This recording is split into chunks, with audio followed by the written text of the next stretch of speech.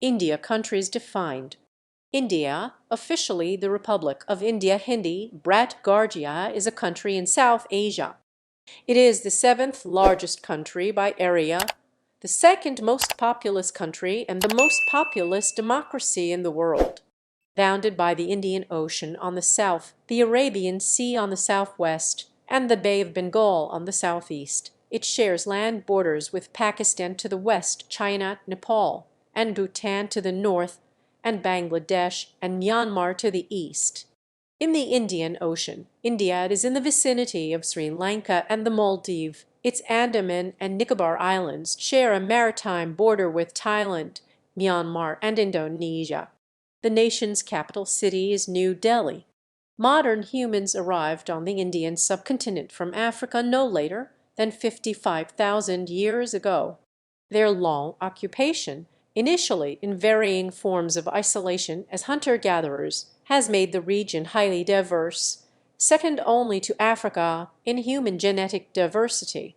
Settled life emerged on the subcontinent in the western margins of the Indus River basin 9,000 years ago, evolving gradually into the Indus Valley civilization of the third millennium BCE. By 1200 BCE, an archaic form of Sanskrit, an Indo-European language, had diffused into India from the northwest. Its evidence today is found in the hymns of the Rig Veda. Preserved by a resolutely vigilant oral tradition, the Rig Veda records the dawning of Hinduism in India. The Dravidian languages of India were supplanted in the northern and western regions. By 400 BCE, stratification and exclusion by caste had emerged within Hinduism, and Buddhism and Jainism had arisen, proclaiming social orders unlinked to heredity. Early political consolidations gave rise to the loose-knit Maurya and Gupta empires based in the Ganges basin. Their collective era was suffused with wide-ranging creativity, but also marked by the declining status of women and the incorporation of untouchability into an organized system of belief. In South India, the Middle Kingdoms exported Dravidian languages, scripts, and religious cultures to the kingdoms of Southeast Asia. In the early medieval era, Christianity, Islam, Judaism, and Zoroastrianism became established on India's southern and western coasts. Muslim armies from Central Asia intermittently overran India's northern plains, eventually founding the Delhi Sultanate and drawing northern India into the cosmopolitan networks of medieval Islam. In the 15th century, the Vijayanagara Empire created a long-lasting composite Hindu culture in South India. In the Punjab, Sikhism emerged, rejecting institutionalized religion. The Mughal Empire, in 1526, ushered in 2 centuries of relative peace, leaving a legacy of luminous architecture.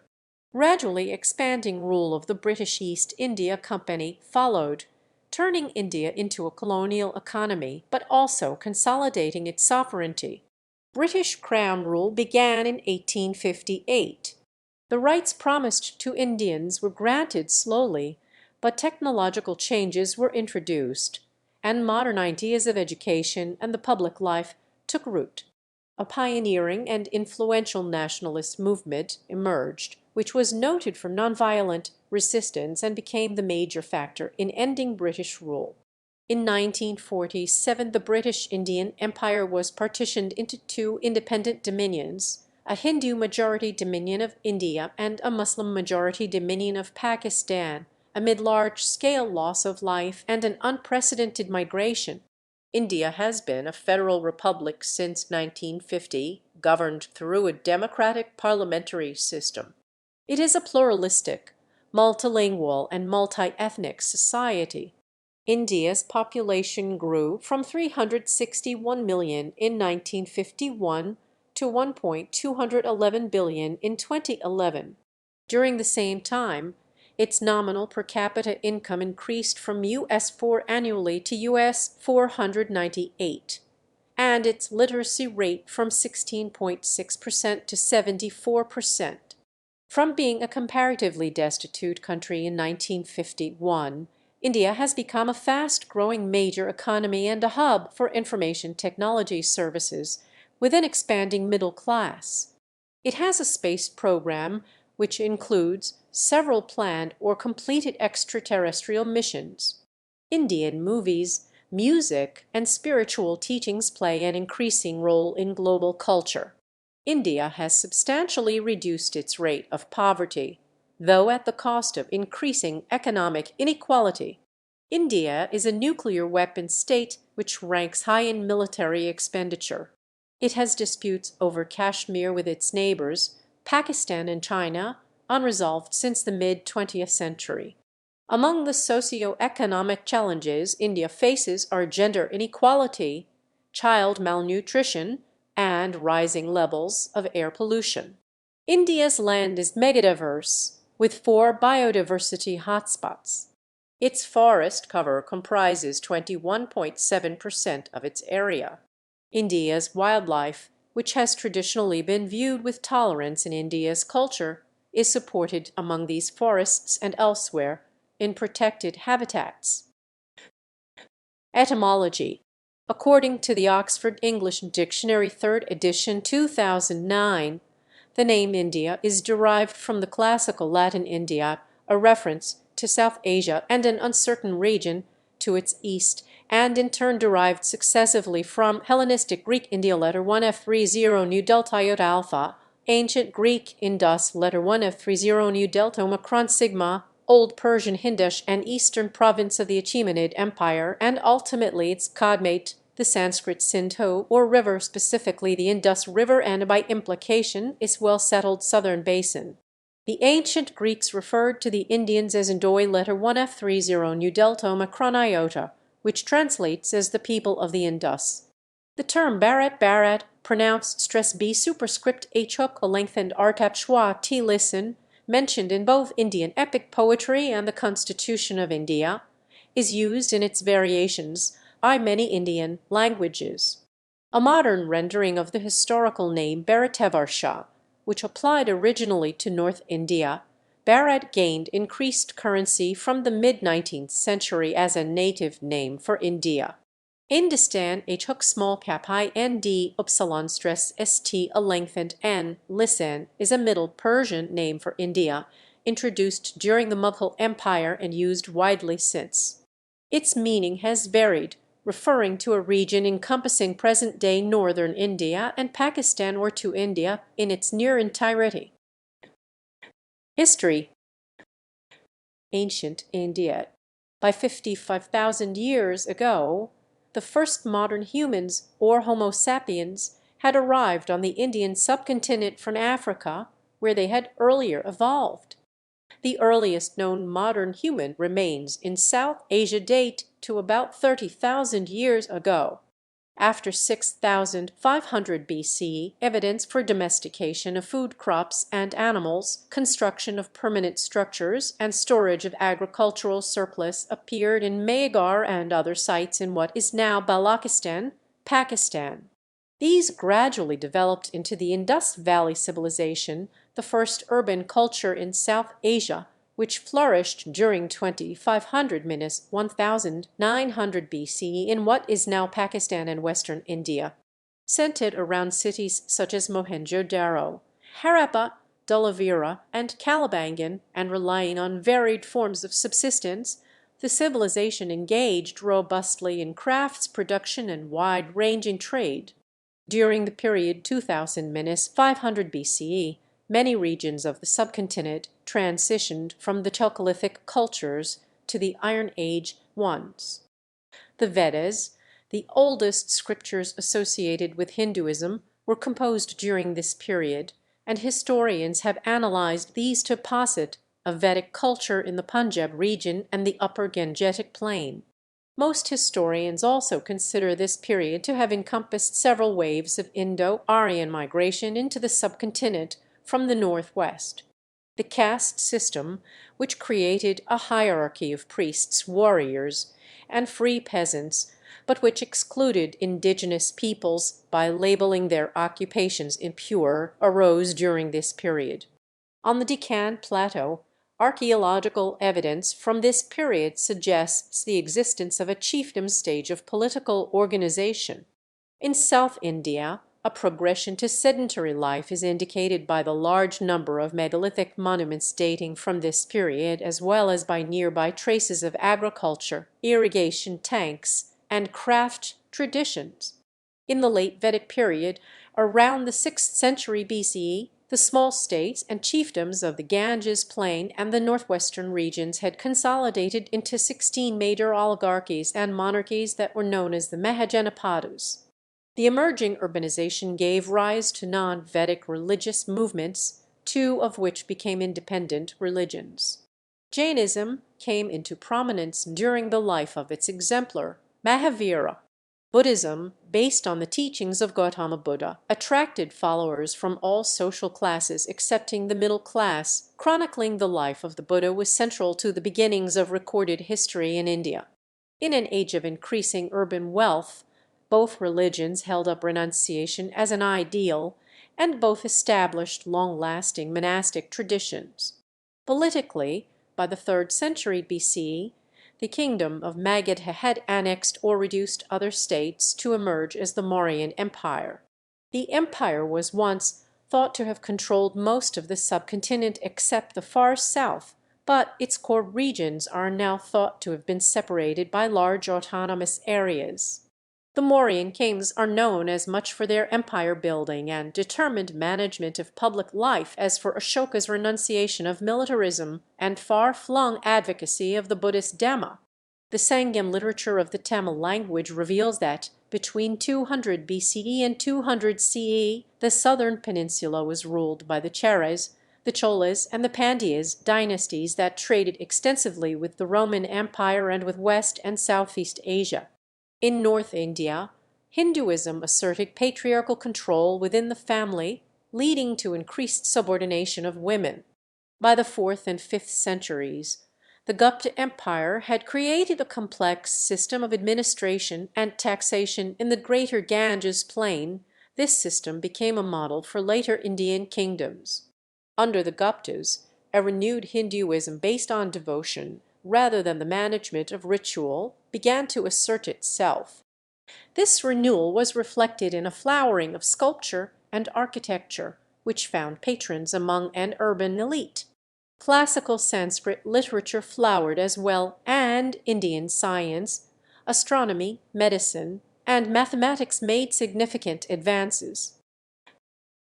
Medieval India. The Indian early medieval age, from 600 to 1200 CE, is defined by regional kingdoms and cultural diversity. When Harsha of Kannauj, who ruled much of the Indo-Gangetic plain from 606 to 647 CE, attempted to expand southwards, he was defeated by the Chalukya ruler of the Deccan. When his successor attempted to expand eastwards, he was defeated by the Pala king of Bengal. When the Chalukyas attempted to expand southwards, they were defeated by the Pallavas from farther south, who in turn were opposed by the Pandyas and the Cholas from still farther south. No ruler of this period was able to create an empire and consistently control lands much beyond their core region. During this time, pastoral peoples whose land had been cleared to make way for the growing agricultural economy were accommodated within caste society, as were new non-traditional ruling classes. The caste system consequently began to show regional differences. In the 6th and 7th centuries, the first devotional hymns were created in the Tamil language. They were imitated all over India and led to both the resurgence of Hinduism and the development of all modern languages of the subcontinent. Indian royalty, big and small, and the temples they patronized drew citizens in great numbers to the capital cities, which became economic hubs as well. Temple towns of various sizes began to appear everywhere as India underwent another urbanization. By the 8th and 9th centuries, the effects were felt in Southeast Asia as South Indian culture and political systems were exported to lands that became part of modern-day Myanmar, Thailand, Laos, Brunei, Cambodia, Vietnam, Philippines, Malaysia, and Indonesia. Indian merchants, scholars, and sometimes armies were involved in this transmission. Southeast Asians took the initiative as well, with many sojourning in Indian seminaries and translating Buddhist and Hindu texts into their languages. After the 10th century, Muslim Central Asian nomadic clans, using swift horse cavalry and raising vast armies united by ethnicity and religion, repeatedly overran South Asia's northwestern plains, leading eventually to the establishment of the Islamic Delhi Sultanate in 1206. The Sultanate was to control much of North India and to make many forays into South India. Although at first disruptive for the Indian elites, the Sultanate largely left its vast non-Muslim subject population to its own laws and customs. By repeatedly repulsing Mongol raiders in the 13th century, the Sultanate saved India from the devastation visited on West and Central Asia, setting the scene for centuries of migration of fleeing soldiers, learned men, mystics, traders, artists, and artisans from that region into the subcontinent, thereby creating a syncretic Indo-Islamic culture in the north. The Sultanate's raiding and weakening of the regional kingdoms of South India paved the way for the indigenous Vijayanagara Empire. Embracing a strong Shaivite tradition and building upon the military technology of the Sultanate, the empire came to control much of peninsular India, and was to influence South Indian society for long afterwards. Early modern India. In the early 16th century, northern India, then under mainly Muslim rulers, fell again to the superior mobility and firepower of a new generation of Central Asian warriors. The resulting Mughal Empire did not stamp out the local societies it came to rule. Instead, it balanced and pacified them through new administrative practices and diverse and inclusive ruling elites, leading to more systematic, centralized, and uniform rule. Eschewing tribal bonds and Islamic identity, especially under Akbar, the Mughals united their far-flung realms through loyalty, expressed through a Persianized culture, to an emperor who had near divine status. The Mughal state's economic policies, deriving most revenues from agriculture and mandating that taxes be paid in the well-regulated silver currency, caused peasants and artisans to enter larger markets. The relative peace maintained by the empire during much of the 17th century was a factor in India's economic expansion, resulting in greater patronage of painting, literary forms, textiles, and architecture. Newly coherent social groups in northern and western India, such as the Marathas, the Rajputs, and the Sikhs, gained military and governing ambitions during Mughal rule, which, through collaboration or adversity, gave them both recognition and military experience. Expanding commerce during Mughal rule gave rise to new Indian, commercial and political elites along the coasts of southern and eastern India. As the empire disintegrated, many among these elites were able to seek and control their own affairs. By the early 18th century, with the lines between commercial and political dominance being increasingly blurred, a number of European trading companies, including the English East India Company, had established coastal outposts. The East India Company's control of the seas, greater resources, and more advanced military training and technology led it to increasingly assert its military strength and caused it to become attractive to a portion of the Indian elite. These factors were crucial in allowing the company to gain control over the Bengal region by 1765 and sideline the other European companies. Its further access to the riches of Bengal and the subsequent increased strength and size of its army enabled it to annex or subdue most of India by the 1820s. India was then no longer exporting manufactured goods as it long had, but was instead supplying the British Empire with raw materials. Many historians consider this to be the onset of India's colonial period. By this time, with its economic power severely curtailed by the British Parliament and having effectively been made an arm of British administration, the East India Company began more consciously to enter non-economic arenas, including education, social reform, and culture. Modern India. Historians consider India's modern age to have begun sometime between 1848 and 1885. The appointment in 1848 of Lord Dalhousie as Governor General of the East India Company set the stage for changes essential to a modern state. These included the consolidation and demarcation of sovereignty, the surveillance of the population, and the education of citizens. Technological changes among them, railways, canals, and the telegraph were introduced not long after their introduction in Europe. However, disaffection with the company also grew during this time and set off the Indian Rebellion of 1857, fed by diverse resentments and perceptions, including invasive British-style social reforms, harsh land taxes, and summary treatment of some rich landowners and princes. The rebellion rocked many regions of northern and central India and shook the foundations of company rule. Although the rebellion was suppressed by 1858, it led to the dissolution of the East India Company and the direct administration of India by the British government. Proclaiming a unitary state and a gradual but limited British-style parliamentary system, the new rulers also protected princes and landed gentry as a feudal safeguard against future unrest. In the decades following, public life gradually emerged all over India, leading eventually to the founding of the Indian National Congress in 1885. The rush of technology and the commercialization of agriculture in the second half of the 19th century was marked by economic setbacks, and many small farmers became dependent on the whims of faraway markets. There was an increase in the number of large-scale famines, and, despite the risks of infrastructure development borne by Indian taxpayers, little industrial employment was generated for Indians. There were also salutary effects. Commercial cropping, especially in the newly canaled Punjab, led to increased food production for internal consumption. The railway network provided critical famine relief, notably reduced the cost of moving goods, and helped nascent Indian-owned industry. After World War I, in which approximately 1 million Indians served, a new period began.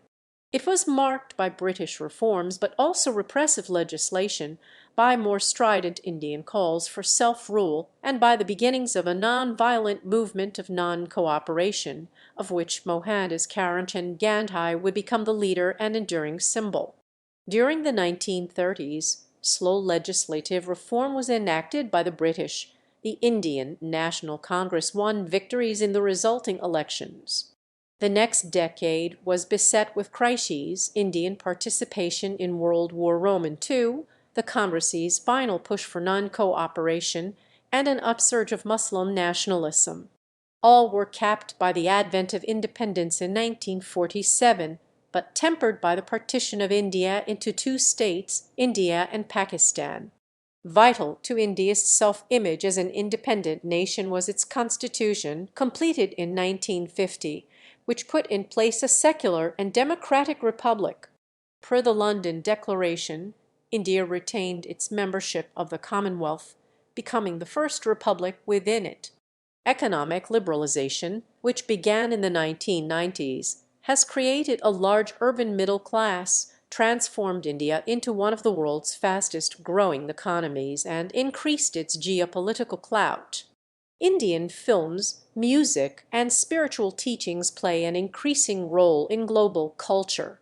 Yet, India is also shaped by seemingly unyielding poverty, both rural and urban, by religious and caste-related violence, by Maoist-inspired Naxalite insurgencies, and by separatism in Jammu and Kashmir and in northeast India. It has unresolved territorial disputes with China and with Pakistan. India's sustained democratic freedoms are unique among the world's newer nations, however. In spite of its recent economic successes, freedom from want for its disadvantaged population remains a goal yet to be achieved. Geography. India accounts for the bulk of the Indian subcontinent, lying atop the Indian tectonic plate, a part of the Indo-Australian plate.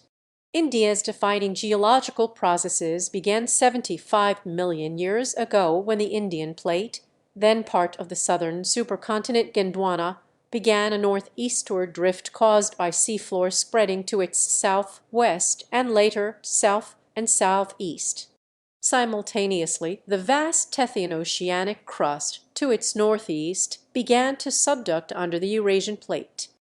These joule processes, driven by convection in the Earth's mantle, both created the Indian Ocean and caused the Indian continental crust eventually to underthrust Eurasia and to uplift the Himalayas.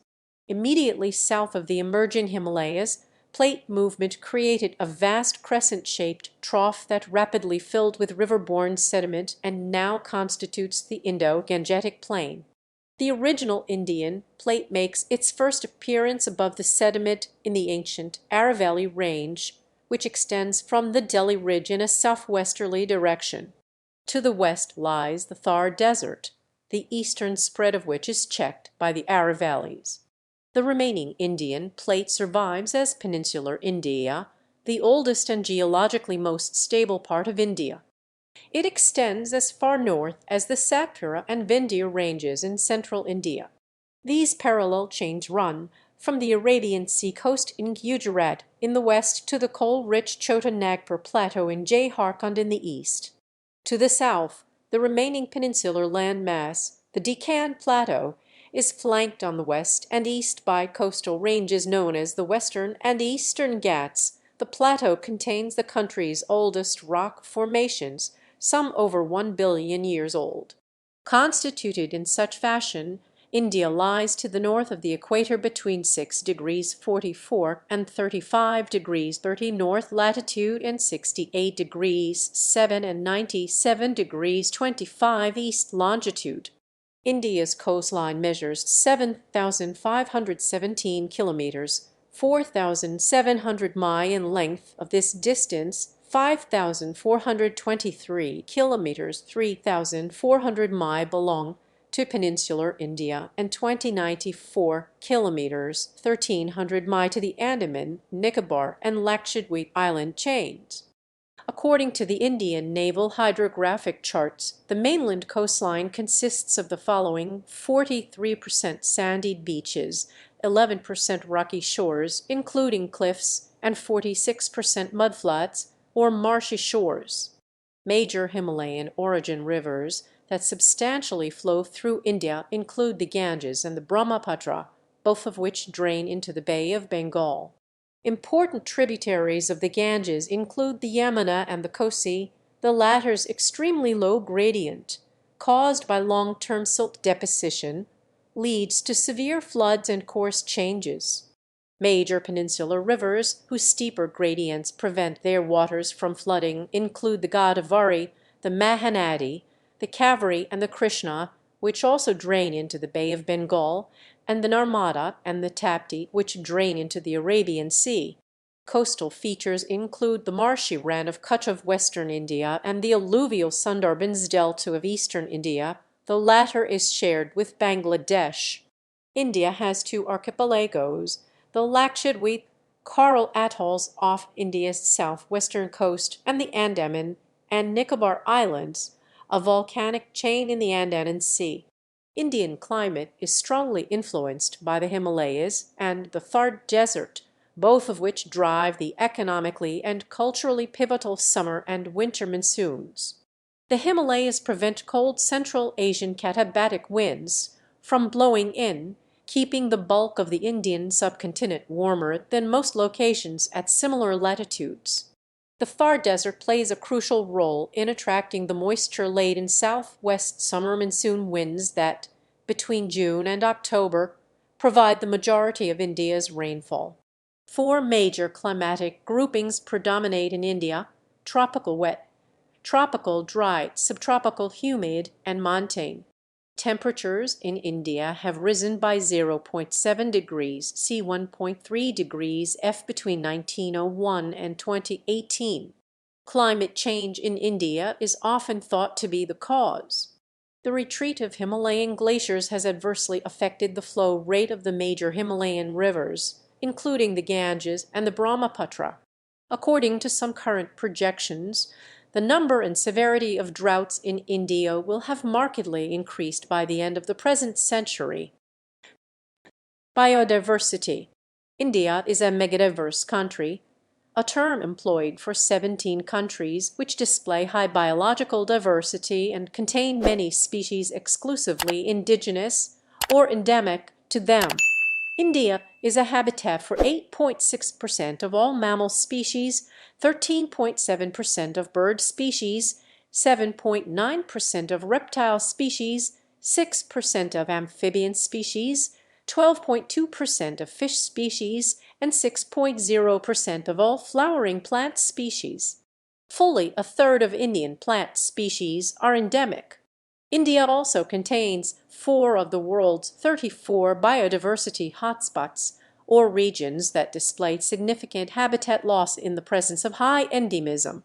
According to official statistics, India's forest cover is 713,789 km2, 275,595 sq mi, which is 21.71% of the country's total land area.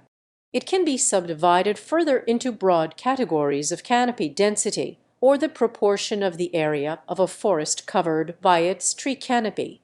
Very dense forest, whose canopy density is greater than 70%, occupies 3.2% of India's land area.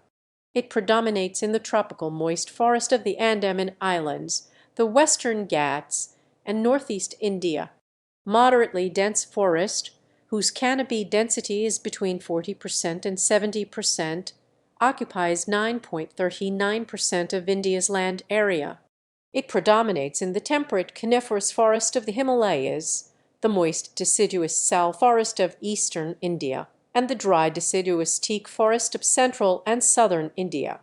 Open forest, whose canopy density is between 10% and 40%, occupies 9.26% of India's land area.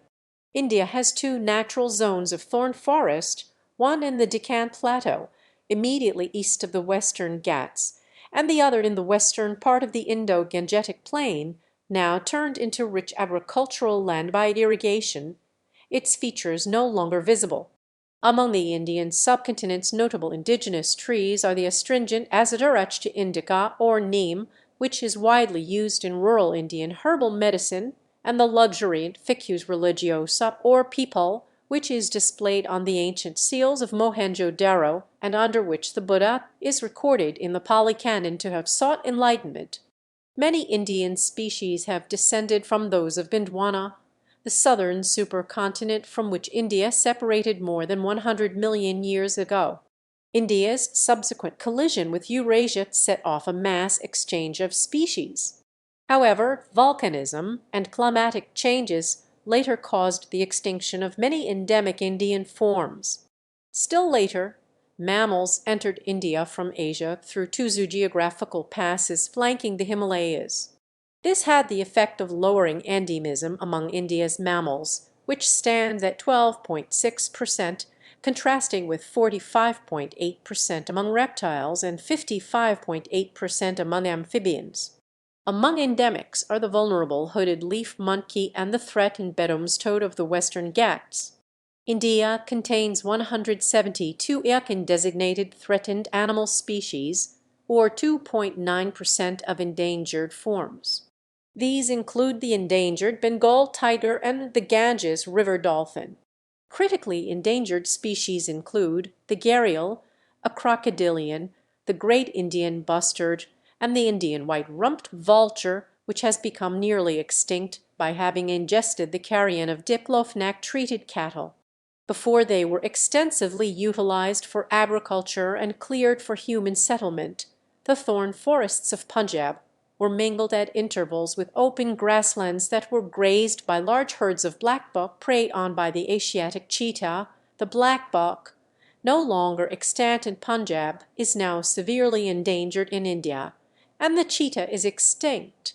The pervasive and ecologically devastating human encroachment of recent decades has critically endangered Indian wildlife. In response, the system of national parks and protected areas first established in 1935, was expanded substantially. In 1972, India enacted the Wildlife Protection Act and Project Tiger to safeguard crucial wilderness. The Forest Conservation Act was enacted in 1980 and amendments added in 1988. India hosts more than 500 wildlife sanctuaries and 13 biosphere reserves, 4 of which are part of the World Network of Biosphere Reserves. 25 wetlands are registered under the Ramsar Convention. Politics and government. Politics. India is the world's most populous democracy. A parliamentary republic with a multi-party system, it has 8 recognized national parties, including the Indian National Congress and the Bharatiya Janata Party (BJP), and more than 40 regional parties. The Congress is considered center-left in Indian political culture, and the BJP right-wing. For most of the period between 1950, when India first became a republic, and the late 1980s, the Congress held a majority in the parliament. Since then, however, it has increasingly shared the political stage with the BJP, as well as with powerful regional parties, which have often forced the creation of multi-party coalition governments at the center. In the Republic of India's first 3 general elections in 1950, 1957, and 1962, the Jawaharlal Nehru-led Congress won easy victories. On Nehru's death in 1964, Lal Bahadur Shastri briefly became Prime Minister. He was succeeded, after his own unexpected death in 1966, by Nehru's daughter Indira Gandhi, who went on to lead the Congress to election victories in 1967 and 1971. Following public discontent with the state of emergency she declared in 1975, the Congress was voted out of power in 1977. The then new Janata Party, which had opposed the emergency, was voted in. Its government lasted just over 2 years. Voted back into power in 1980, the Congress saw a change in leadership in 1984.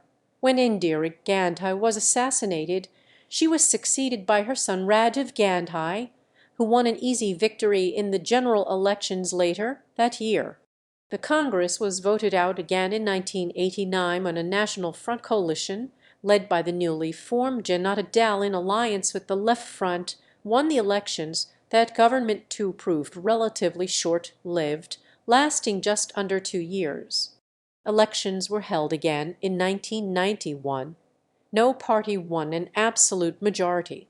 The Congress, as the largest single party, was able to form a minority government led by P.V. Narasimha Rao.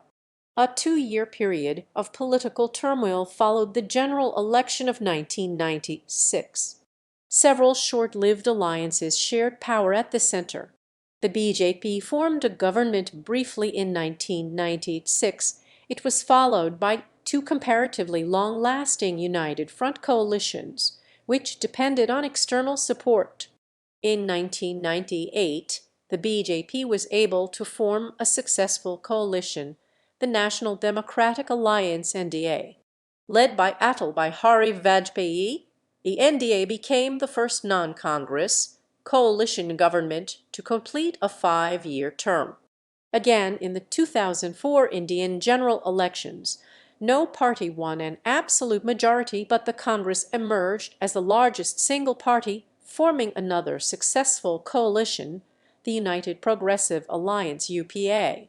It had the support of left-leaning parties and MP who opposed the BJP. The UPA returned to power in the 2009 general election with increased numbers, and it no longer required external support from India's communist parties. That year, Manmohan Singh became the first prime minister since Jawaharlal Nehru in 1957 and 1962 to be re-elected to a consecutive 5-year term. In the 2014 general election, the BJP became the first political party since 1984 to win a majority and govern without the support of other parties. The incumbent prime minister is Narendra Modi. a former chief minister of Gujarat. On 22 July 2022, Drupadi Murmu was elected India's 15th president and took the oath of office on 25 July 2022. Government. India is a federation with a parliamentary system governed under the Constitution of India, the country's supreme legal document.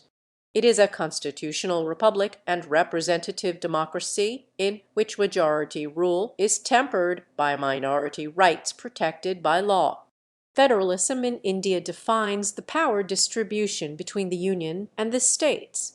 The Constitution of India, which came into effect on 26 January 1950, originally stated India to be a sovereign, democratic republic. This characterization was amended in 1971 to a sovereign, socialist, secular, democratic republic.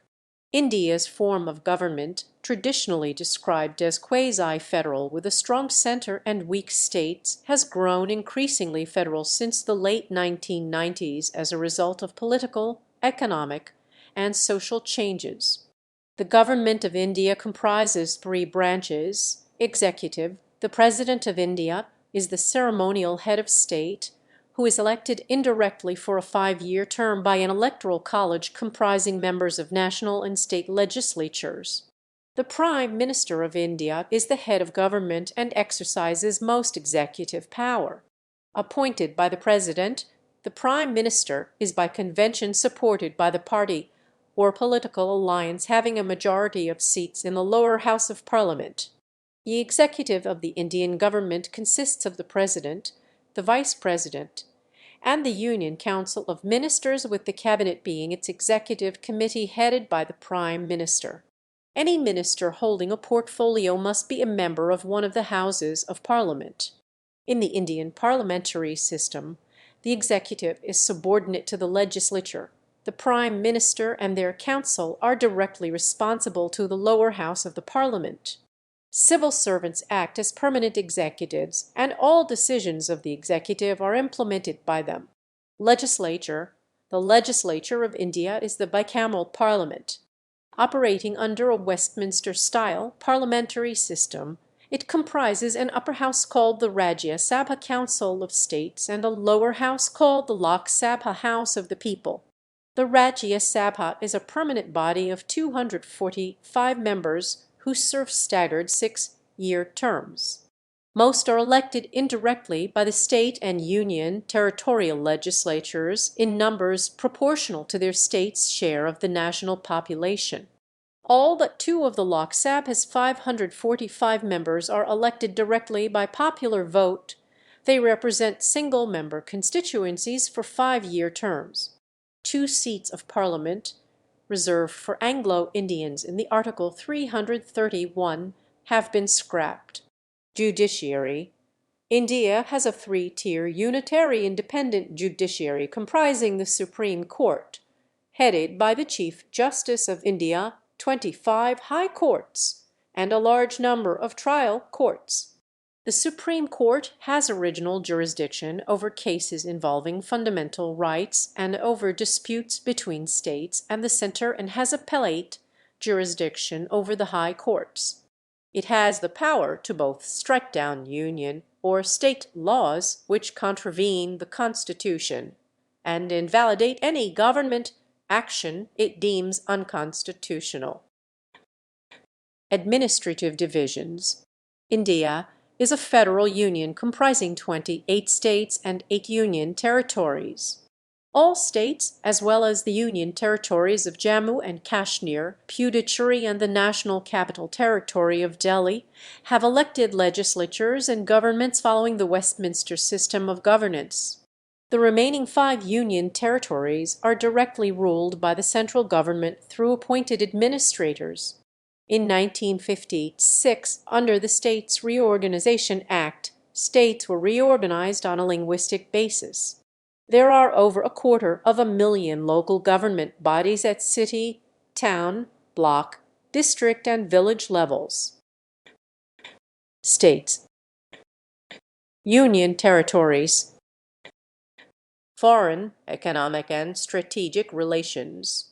In the 1950s, India strongly supported decolonization in Africa and Asia and played a leading role in the non-aligned movement.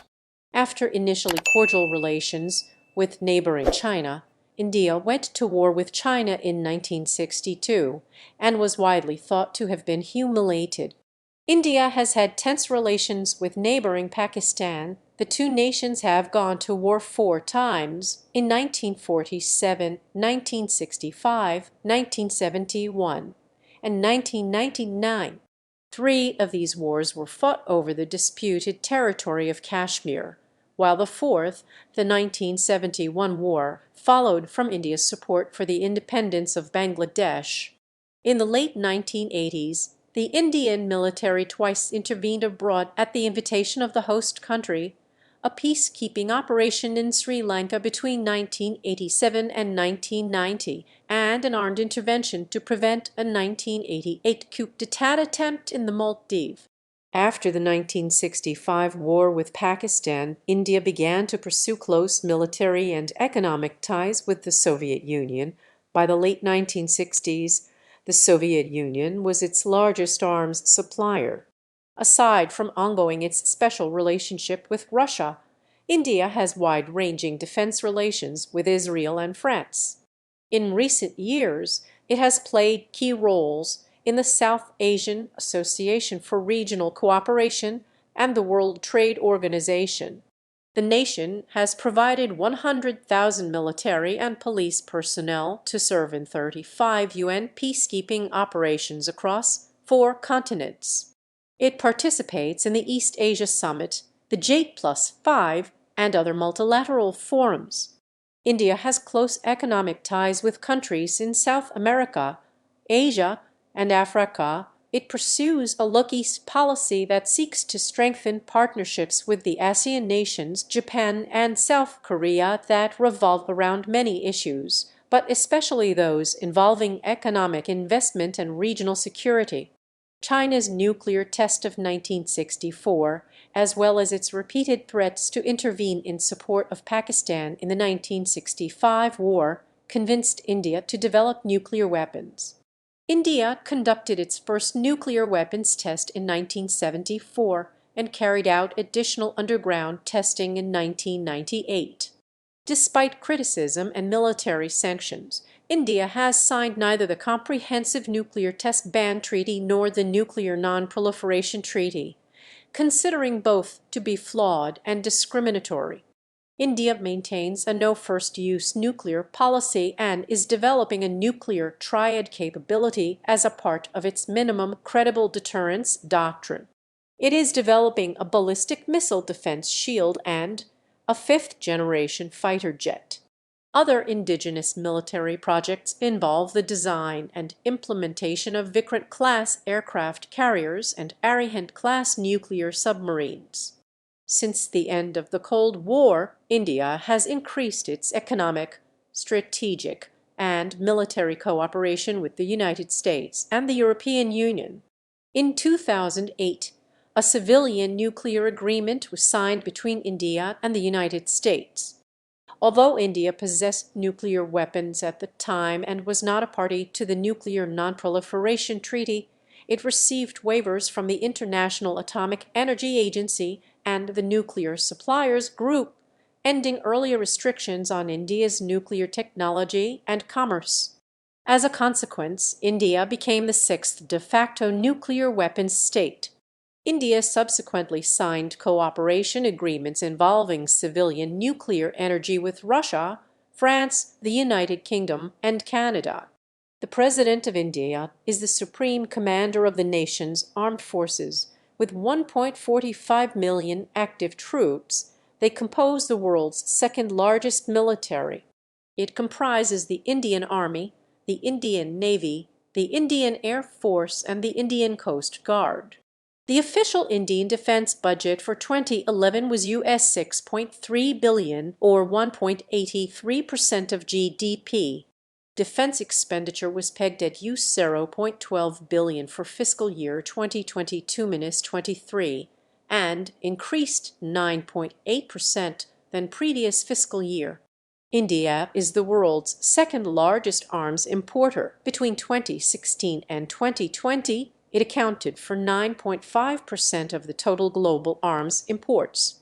Much of the military expenditure was focused on defense against Pakistan and countering growing Chinese influence in the Indian Ocean.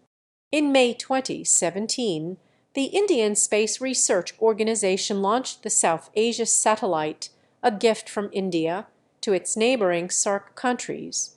In October 2018, India signed a US $43 billion over $400 billion agreement with Russia to procure Force-Minus 400 Triumph surface-to-air missile defense systems, Russia's most advanced long-range missile defense system.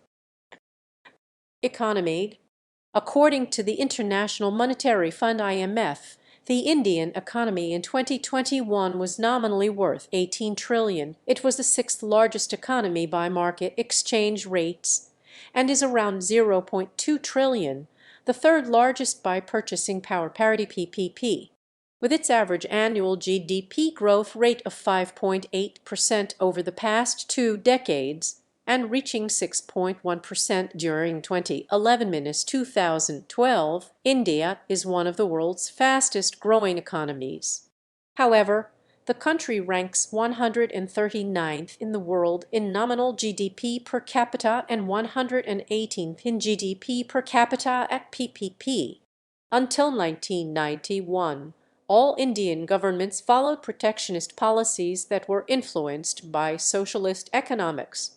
Widespread state intervention and regulation largely walled the economy off from the outside world. An acute balance of payments crisis in 1991 forced the nation to liberalize its economy. Since then it has moved slowly towards a free market system by emphasizing both foreign trade and direct investment inflows.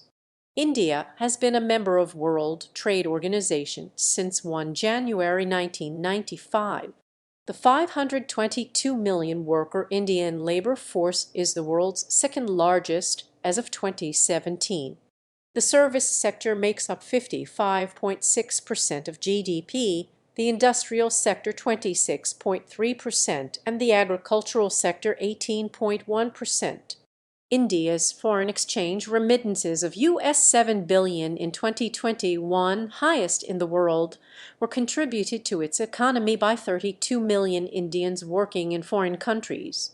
Major agricultural products include rice, wheat, oilseed, cotton, jute, tea, sugarcane, and potatoes. Major industries include textiles, telecommunications, chemicals, pharmaceuticals, biotechnology, food processing, steel, transport equipment, cement, mining, petroleum, machinery, and software. In 2006, the share of external trade in India's GDP stood at 24%, up from 6% in 1985. In 2008, India's share of world trade was 1.68%. In 2021, India was the world's 9th largest importer and the 16th largest exporter. Major exports include petroleum products, textile goods, jewelry, software, engineering goods, chemicals, and manufactured leather goods. Major imports include crude oil, machinery, gems, fertilizer, and chemicals. Between 2001 and 2011, the contribution of petrochemical and engineering goods to total exports grew from 14% to 42%. India was the world's second largest textile exporter after China in the 2013 calendar year, averaging an economic growth rate of 7.5% for several years prior to 2007. India has more than doubled its hourly wage rates during the first decade of the 21st century. Some 431 million Indians have left poverty since 1985. India's middle classes are projected to number around 580 million by 2030. Though ranking 51st in global competitiveness as of 2010, India ranks 17th in financial market sophistication, 24th in the banking sector, 44th in business sophistication, and 39th in innovation, ahead of several advanced economies. With 7 of the world's top 15 information technology outsourcing companies based in India, as of 2009, the country is viewed as the second most favorable outsourcing destination after the United States. India is ranked 40th in the Global Innovation Index in 2022. India's consumer market, the world's 11th largest, is expected to become 5th largest by 2030. Driven by growth, India's nominal GDP per capita increased steadily from US$8 in 1991, when economic liberalization began, to US$380 in 2010 to an estimated US$730 in 2016. It is expected to grow to US$313 by 2022. However, it has remained lower than those of other Asian developing countries such as Indonesia, Malaysia, Philippines, Sri Lanka, and Thailand, and is expected to remain so in the near future. According to a 2011 PricewaterhouseCoopers PwC report, India's GDP at purchasing power parity could overtake that of the United States by 2045. During the next 4 decades, Indian GDP is expected to grow at an annualized average of 8%, making it potentially the world's fastest growing major economy until 2050. The report highlights key growth factors: a young and rapidly growing working age population, growth in the manufacturing sector because of rising education and engineering skill levels, and sustained growth of the consumer market driven by a rapidly growing middle class. The World Bank cautions that, for India to achieve its economic potential, it must continue to focus on public sector reform, transport infrastructure, agricultural and rural development, removal of labor regulations, education, energy security, and public health and nutrition. According to the Worldwide Cost of Living Report 2017 released by the Economist Intelligence Unit EIU, which was created by comparing more than 400 individual prices across 106. 4 of the cheapest cities were in India: Bangalore 3rd, Mumbai 5th, Chennai 5th, and New Delhi 8th. Industries. India's telecommunication industry is the second largest in the world with over 1.2 billion subscribers. It contributes 6.5% to India's GDP. After the third quarter of 2017, India surpassed the US to become the second largest smartphone market in the world after China. The Indian automotive industry, the world's second fastest growing, increased domestic sales by 26% during 2009-2010 and exports by 36% during 2008-2009. At the end of 2011, the Indian IT industry employed 2.8 million professionals, generated revenues close to US$0 billion, equaling 7.5% of Indian GDP, and contributed 26% of India's merchandise exports. The pharmaceutical industry in India emerged as a global player. As of 2021, with 3,000 pharmaceutical companies and 10,500 manufacturing units, India is the world's third largest pharmaceutical producer, largest producer of generic medicines, and supply up to 50% to 60% of global vaccines demand. These all contribute up to US$4.44 billion in exports, and India's local pharmaceutical market is estimated up to US$2 billion. India is among the top 12 biotech destinations in the world.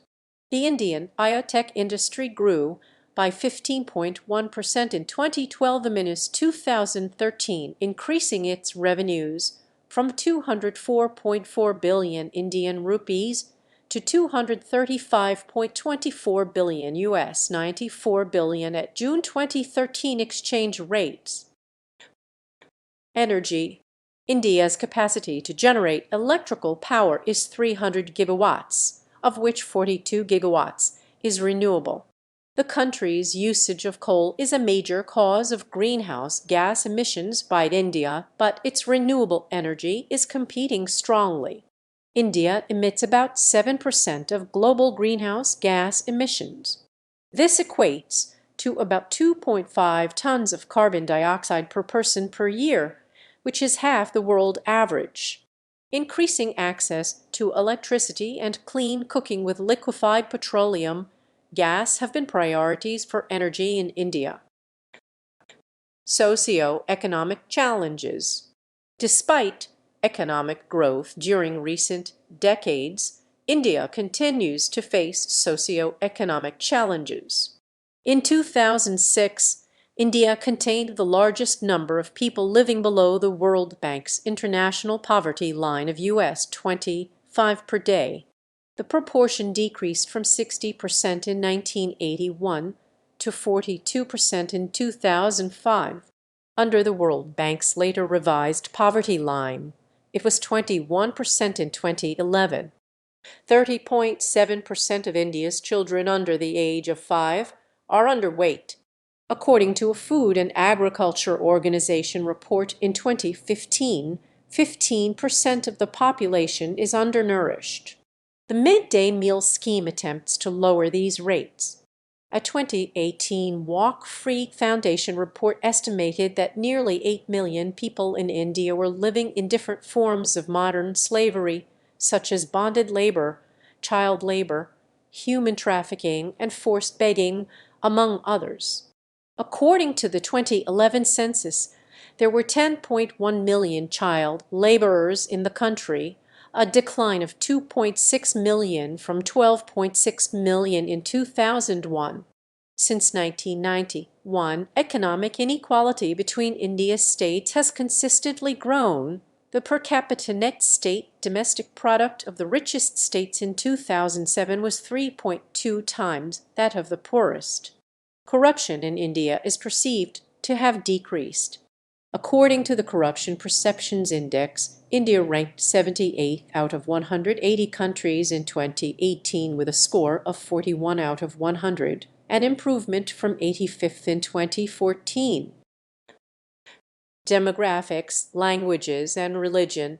With 1,210,193,422 residents reported in the 2011 Provisional Census Report, India is the world's second most populous country.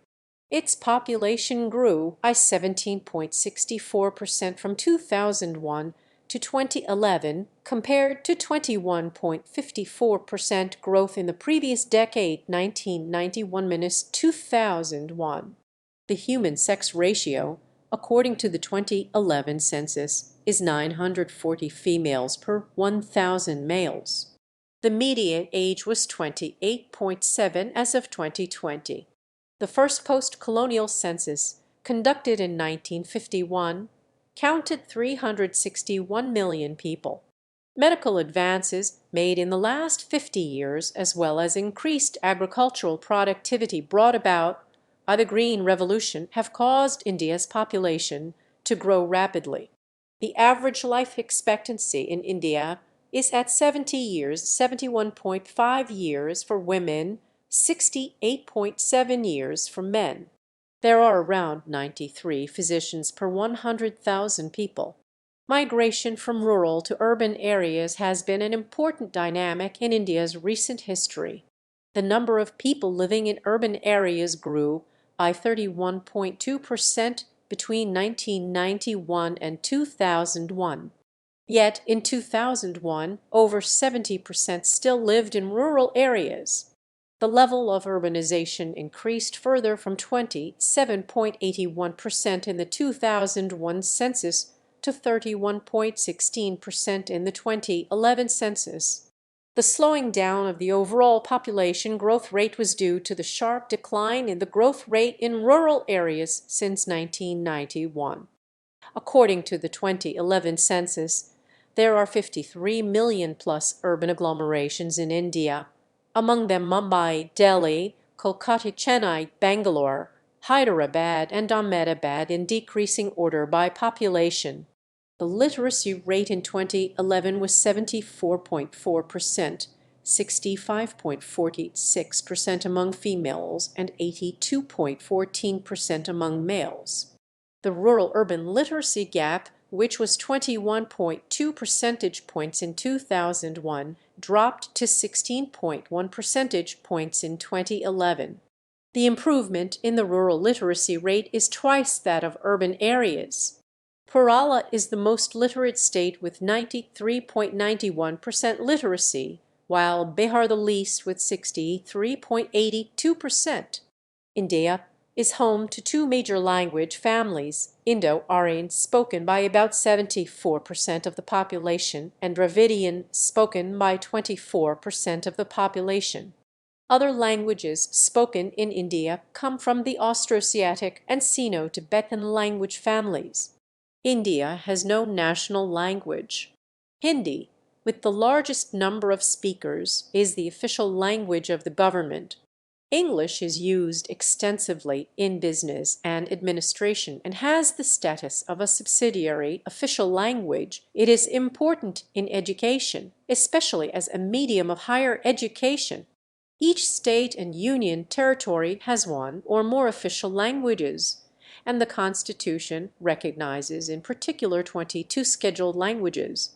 The 2011 census reported the religion in India with the largest number of followers was Hinduism, 79.80% of the population, followed by Islam, 14.23%. The remaining were Christianity, 2.30%, Sikhism, 1.72%, Buddhism, 0.70%, Jainism 0.36%, and others 0.9%. India has the third largest Muslim population, the largest for a non-Muslim majority country. Culture. Indian cultural history spans more than 4,500 years. During the Vedic period c. 1700 BC, c. 500 BC, the foundations of Hindu philosophy, mythology, theology, and literature were laid, and many beliefs and practices which still exist today, such as Dharma, Karma, Yoga, and MOK letter 1E63 were established. India is notable for its religious diversity, with Hinduism, Buddhism, Sikhism, Islam, Christianity, and Jainism among the nation's major religions. The predominant religion, Hinduism, has been shaped by various historical schools of thought, including those of the Upanishads, the Yoga Sutras, the Bhakti movement, and by Buddhist philosophy. Visual art. India has a very ancient tradition of art, which has exchanged many influences with the rest of Eurasia, especially in the first millennium, when Buddhist art spread with Indian religions to Central, East, and Southeast Asia, the last also greatly influenced by Hindu art. Thousands of seals from the Indus Valley civilization of the 3rd millennium BCE have been found, usually carved with animals, but a few with human figures. The Pashupati seal, excavated in Mohenjo-Daro, Pakistan, in 1920, 8-29, is the best known. After this, there is a long period with virtually nothing surviving. Almost all surviving ancient Indian art thereafter is in various forms of religious sculpture, in durable materials, or coins. There was probably originally far more in wood, which is lost. In North India, Mauryan art is the first imperial movement. In the 1st millennium CE, Buddhist art spread with Indian religions to Central, East, and Southeast Asia, the last also greatly influenced by Hindu art. Over the following centuries, a distinctly Indian style of sculpting the human figure developed, with less interest in articulating precise anatomy than ancient Greek sculpture, but showing smoothly flowing forms expressing prana breath or life force. This is often complicated by the need to give figures multiple arms or heads, or represent different genders on the left and right of figures, as with the Ardhanarishvara form of Shiva and Parvati. Most of the earliest large sculpture is Buddhist, either excavated from Buddhist stupas such as Sanchai, Sarnath, and Amaravati, or is rock-cut reliefs at sites such as Ajanta, Karla, and Ellora. Hindu and Jain sites appear rather later. In spite of this complex mixture of religious traditions, generally, the prevailing artistic style at any time and place has been shared by the major religious groups, and sculptors probably usually served all communities. Gupta art, at its peak c. 300 CE 500 CE, is often regarded as a classical period whose influence lingered for many centuries after. It saw a new dominance of Hindu sculpture, as at the Elephanta caves. Across the north, this became rather stiff and formulaic after c. 800 CE, though rich with finely carved detail in the surrounds of statues. But in the south, under the Pallava and Chola dynasties, sculpture in both stone and bronze had a sustained period of great achievement. The large bronzes with Shiva as Nataraja have become an iconic symbol of India. Ancient painting has only survived at a few sites, of which the crowded scenes of court life in the Ajanta caves are by far the most important, but it was evidently highly developed, and is mentioned as a courtly accomplishment in Gupta times. Painted manuscripts of religious texts survive from eastern India about the 10th century onwards, most of the earliest being Buddhist and later Jain. No doubt the style of these was used in larger paintings. The Persian-derived Deccan painting, starting just before the Mughal miniature, between them give the first large body of secular painting, with an emphasis on portraits and the recording of princely pleasures and wars. The style spread to Hindu courts, especially among the Rajputs, and developed a variety of styles, with the smaller courts often the most innovative, with figures such as Nivil Chand and Nainsup. As a market developed among European residents, it was supplied by company painting by Indian artists with considerable Western influence. In the 19th century, cheap calicut paintings of gods and everyday life, done on paper, were urban folk art from Calcutta, which later saw the Bengal School of Art, reflecting the art colleges founded by the British, the first movement in modern Indian painting. Architecture. Much of Indian architecture, including the Taj Mahal, other works of Indo-Islamic Mughal architecture, and South Indian architecture, blends ancient local traditions with imported styles. Vernacular architecture is also regional in its flavors. Vastu Shastra, literally science of construction or architecture, and ascribed to Manini Mayan, explores how the laws of nature affect human dwellings. It employs precise geometry and directional alignments to reflect perceived cosmic constructs. As applied in Hindu temple architecture, it is influenced by the Shilpa Shastras, a series of foundational texts whose basic mythological form is the Vastu Purusha mandala, a square that embodied the absolute. The Taj Mahal, built in Agra between 1631 and 1648 by orders of Mughal Emperor Shah Jahan in memory of his wife, has been described in the UNESCO World Heritage List as the jewel of Muslim art in India and one of the universally admired masterpieces of the world's heritage. Indo-Saracenic Revival architecture, developed by the British in the late 19th century, drew on Indo-Islamic architecture. Literature. The earliest literature in India, composed between 1500 BCE and 1200 CE, was in the Sanskrit language.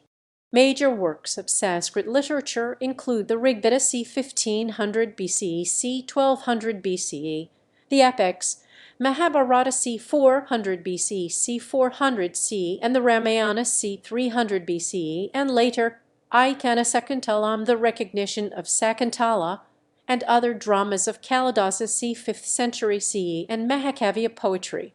In Tamil literature, the Sangam literature c. 600 BC, c. 300 BC, consisting of 2381 poems composed by 473 poets, is the earliest work. From the 14th to the 18th centuries, India's literary traditions went through a period of drastic change, because of the emergence of devotional poets like Kabir, Tulsidas, and Guru Nanak. This period was characterized by a varied and wide spectrum of thought and expression. As a consequence, medieval Indian literary works differed significantly from classical traditions. In the 19th century, Indian writers took a new interest in social questions and psychological descriptions. In the 20th century, Indian literature was influenced by the works of the Bengali poet, author, and philosopher Rabindranath Tagore, who was a recipient of the Nobel Prize in Literature. Performing arts and media. Indian music ranges over various traditions and regional styles. Classical music encompasses two genres and their various folk offshoots, the northern Hindustani and the southern Carnatic schools. Regionalized popular forms include filmi and folk music. The syncretic tradition of the Bauls is a well-known form of the latter. Indian dance also features diverse folk and classical forms. Among the better-known folk dances are the Bhangra of Punjab, the Bihu of Assam, the Jai Humer and Siechau of Jharkhand, Odisha, and West Bengal, Garba and Dandiya of Gujarat, Ghumar of Rajasthan, and the Lavani of Maharashtra. 8 dance forms, many with narrative forms and mythological elements, have been accorded classical dance status by India's National Academy of Music, Dance, and Drama. These are Bharatanatyam of the state of Tamil Nadu, Kathak of Uttar Pradesh, Kathakali and Mohiniyattam of Kerala, Kuchipudi of Andhra Pradesh, Manipuri of Manipur, Odissi of Odisha, and the Satriya of Assam. Theatre in India melds music, dance, and improvised or written dialogue, often based on Hindu mythology, but also borrowing from medieval romances or social and political events. Indian theatre includes the Babai of Gujarat, the Jatra of West Bengal, the Nautanki and Ramlila of North India, Tamasha of Maharashtra, Burrakatha of Andhra Pradesh and Telangana, Tarakatu of Tamil Nadu, and the Yakshagana of Karnataka. India has a theatre training institute, the National School of Drama NSD, that is situated at New Delhi. It is an autonomous organization under the Ministry of Culture, Government of India. The Indian film industry produces the world's most watched cinema.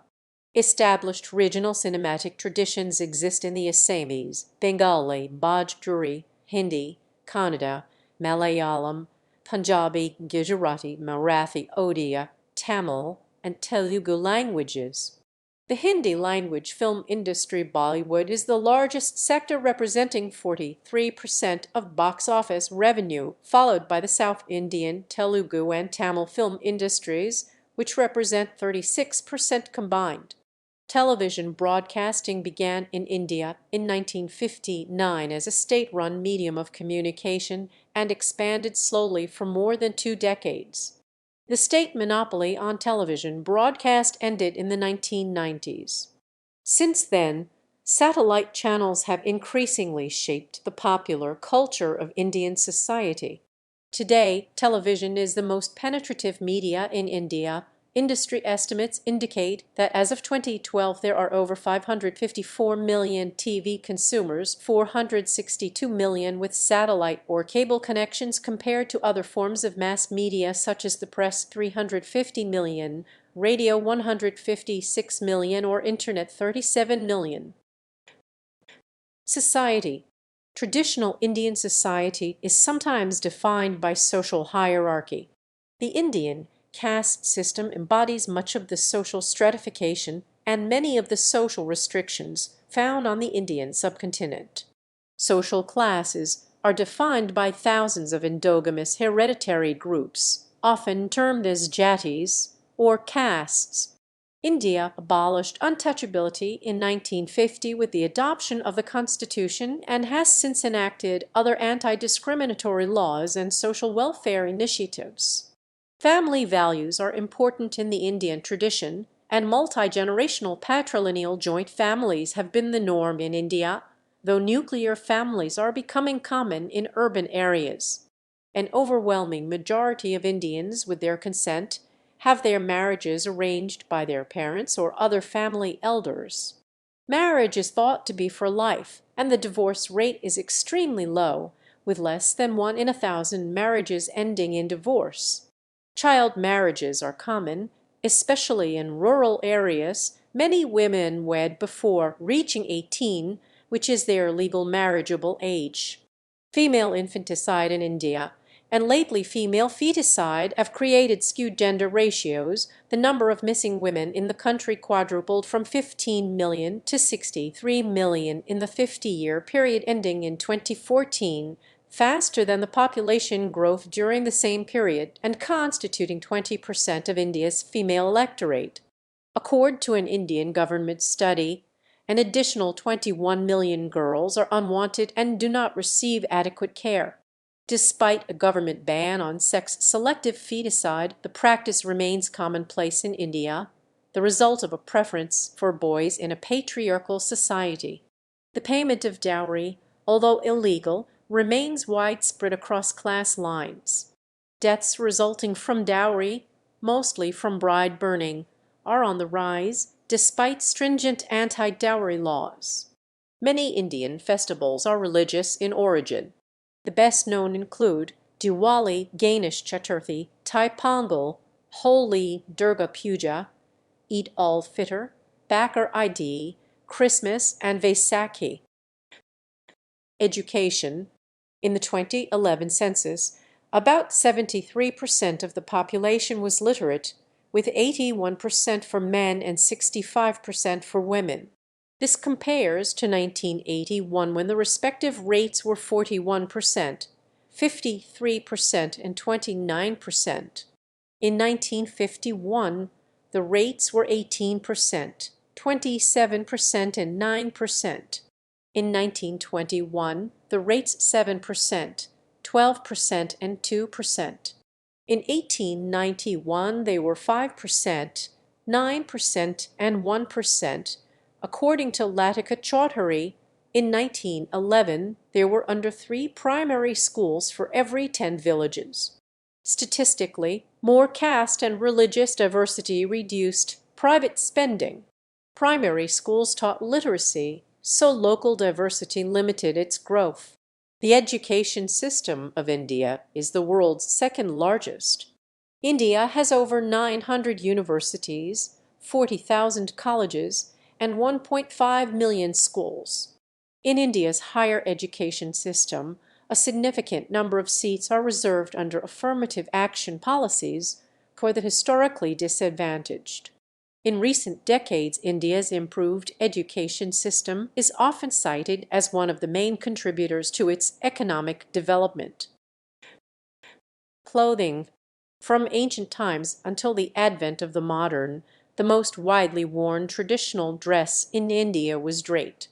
For women, it took the form of a sari, a single piece of cloth many yards long. The sari was traditionally wrapped around the lower body and the shoulder. In its modern form, it is combined with an underskirt or Indian petticoat and tucked in the waistband for more secure fastening. It is also commonly worn with an Indian blouse, or choli, which serves as the primary upper body garment, the sari's end passing over the shoulder serving to cover the midriff and obscure the upper body's contours. For men, a similar but shorter length of cloth, the dhoti, has served as a lower body garment. The use of stitched clothes became widespread after Muslim rule was established at first by the Delhi Sultanate ca 1300 CE and then continued by the Mughal Empire ca 1525 CE. Among the garments introduced during this time and still commonly worn are the shalwars and pajamas, both styles of trousers, and the tunics kurta and kameez. In southern India, the traditional draped garments were to see much longer continuous use. Shalwars are atypically wide at the waist, but narrow to a cuff bottom. They are held up by a drawstring, which causes them to be completed around the waist. The pants can be wide and baggy, or they can be cut quite narrow, on the bias, in which case they are called churidars. when they are ordinarily wide at the waist and their bottoms are hemmed but not cuffed, they are called pajamas. The camise is a long shirt or tunic, its side seams left open below the waist line. The kurtat is traditionally collarless and made of cotton or silk. It is worn plain or with embroidered decoration, such as chicken, and typically falls to either just above or just below the wearer's knees. In the last 50 years, fashions have changed a great deal in India. Increasingly in urban northern India, the sari is no longer the apparel of everyday wear, though they remain popular on formal occasions. The traditional shalwar kameez is rarely worn by younger urban women who favor churidars or jeans. In white-collar office settings, ubiquitous air conditioning allows men to wear sports jackets year-round. For weddings and formal occasions, men in the middle and upper classes often wear bengala or short Nehru jackets with pants, with the groom and his groomsmen sporting sherwanis and churidars.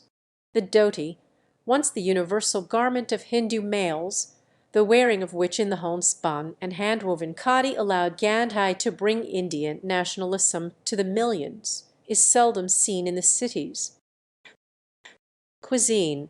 The foundation of a typical Indian meal is a cereal cooked in a plain fashion and complemented with flavorful savory dishes. The cooked cereal could be steamed rice, chapati, a thin unleavened bread made from wheat flour, or occasionally cornmeal, and griddle cooked dry, the idli, a steamed breakfast cake, or dosa, a griddled pancake, both leavened and made from a batter of rice and gram meal. The savory dishes might include lentils, pulses and vegetables commonly spiced with ginger and garlic, but also with a combination of spices that may include coriander, cumin, turmeric, cinnamon, cardamom, and others as informed by culinary conventions. They might also include poultry, fish, or meat dishes. In some instances, the ingredients might be mixed during the process of cooking. A platter or thali used for eating usually has a central place reserved for the cooked cereal and peripheral ones for the flavorful accompaniments, which are often served in small bowls. The cereal and its accompaniments are eaten simultaneously rather than a piecemeal manner. This is accomplished by mixing, for example, of rice and lentils, or folding, wrapping, scooping, or dipping, such as chapati and cooked vegetables or lentils. India has distinctive vegetarian cuisines, each a feature of the geographical and cultural histories of its adherents. The appearance of ahimsa, or the avoidance of violence toward all forms of life in many religious orders early in Indian history, especially Upanishadic Hinduism, Buddhism, and Jainism, is thought to have contributed to the predominance of vegetarianism among a large segment of India's Hindu population, especially in southern India, Gujarat, the Hindi-speaking belt of north-central India, as well as among Jains. Although meat is eaten widely in India, the proportional consumption of meat in the overall diet is low. Unlike China, which has increased its per capita meat consumption substantially in its years of increased economic growth, in India the strong dietary traditions have contributed to dairy rather than meat becoming the preferred form of animal protein consumption. The most significant import of cooking techniques into India during the last millennium occurred during the Mughal Empire. Dishes such as the pilaf, developed in the Abbasid Caliphate, and cooking techniques such as the marinating of meat in yogurt spread into northern India from regions to its northwest. To the simple yogurt marinade of Persia, onions, garlic, almonds, and spices began to be added in India. Rice was partially cooked and layered alternately with the sautéed meat, the pot sealed tightly, and slow cooked according to another Persian cooking technique, to produce what has today become the Indian biryani, a feature of festive dining in many parts of India. In the food served in Indian restaurants worldwide, the diversity of Indian food has been partially concealed by the dominance of Punjabi cuisine. The popularity of tandoori chicken cooked in the tandoor oven, which had traditionally been used for baking bread in the rural Punjab and the Delhi region, especially among Muslims, but which is originally from Central Asia, dates to the 1950s and was caused in large part by an entrepreneurial response among people from the Punjab who had been displaced by the 1947 partition of India. Thank you for watching. Consider supporting the channel, leave a like and subscribe.